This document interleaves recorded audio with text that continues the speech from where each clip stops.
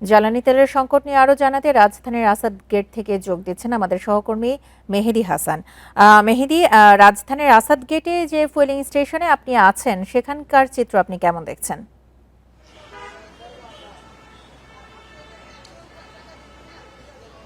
এখানকার চিত্র আসলে আমরা দেখছি যে মোটরসাইকেলের দীর্ঘ লাইন, অর্থাৎ এটি আসাদ গেটে এই গ্রামটি অবস্থিত এবং এই পয়েন্টটি মোটরসাইকেলের লাইন আমরা দেখেছি এটি টাউন হল মার্কেট পর্যন্ত চলে গেছে, অর্থাৎ একটি দীর্ঘ লাইন আসলে মোটরসাইকেলের রয়েছে।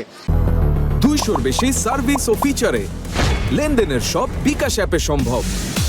এছাড়া আমি যদি প্রাইভেট কারগুলো সহ অন্যান্য যে যানবাহনগুলো আছে সেগুলোর যদি বলি, তারও একটি লাইন রয়েছে, তবে গতানুগতিক মোটরসাইকেলের তুলনায় সেই লাইনটি আসলে কম।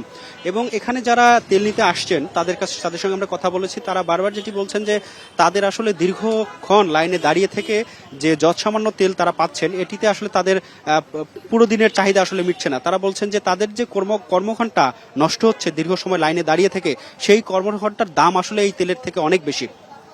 এবং তারা বাজেটই বলছেন যে প্রতিদিন যে মোটরসাইকেলগুলোর 500 টাকা করে তেল দেওয়া হয়, সেই তেলটি তারা আসলে বারবার বলছেন যে এটি বাড়িয়ে দিতে, আরও এর পরিমাণটি যেন বাড়িয়ে দেওয়া হয়। আমরা এখানে পাম্পের যারা কর্মরত যারা কর্মী রয়েছেন তাদের সঙ্গে আমরা কথা বলেছি, তারা বলছেন যে তারা অত্যন্ত সুশৃঙ্খলভাবে নিয়ম মেনেই দেওয়ার চেষ্টা করছেন। কিছু কিছু হয়তো অপ্রীতিকর ঘটনা ঘটছে, তবে তারা এখন পর্যন্ত বলছেন যে তারা নিয়ম মেনে দেওয়ার চেষ্টা করছেন এবং যেহেতু তাদের চাহিদা অনুযায়ী তারা তেল পাচ্ছেন না, সুতরাং তারাও গ্রাহকের চাহিদা অনুযায়ী আসলে দিতে পারছেন না, বা এটি আসলে এই মুহূর্তে দেওয়ার নির্দেশনা আসলে সরকার থেকে নেই।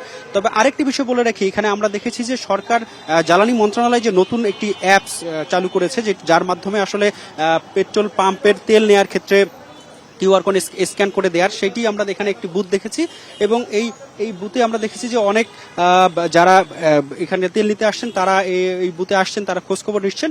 তবে যারা তেল নিচ্ছেন তারা বলছেন যে আসলে যে পরিমাণ আসলে এই অ্যাপসটির মাধ্যমে যেভাবে যত সহজে নেওয়ার সুযোগ রয়েছে, সেই বিষয়টা আসলে অত সহজগম্য না। এখানে আমরা কিছু জ্বালানি মন্ত্রণালয়ের কিছু কর্মকর্তাদেরও দেখেছি, তারা আসলে এখানে যারা তেল নিতে আসেন তাদেরকে উদ্বুদ্ধ করছেন, তাদেরকে প্রশ্ন করছেন যে তারা এই অ্যাপসটি ইনস্টল করেছেন কিনা, বা তারা এইগুলো সুযোগ সুবিধাগুলো আসলে তারা পাচ্ছেন কিনা। আসলে এখন পর্যন্ত যারা নিতে আসছেন তারা বলছেন যে তারা এখন পর্যন্ত এটি নেননি এবং হয়তো তারা নেবেন।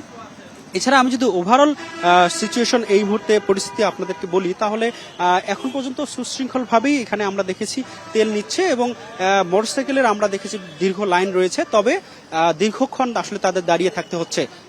জি, তো এই ছিল আমার কাছে সর্বশেষ।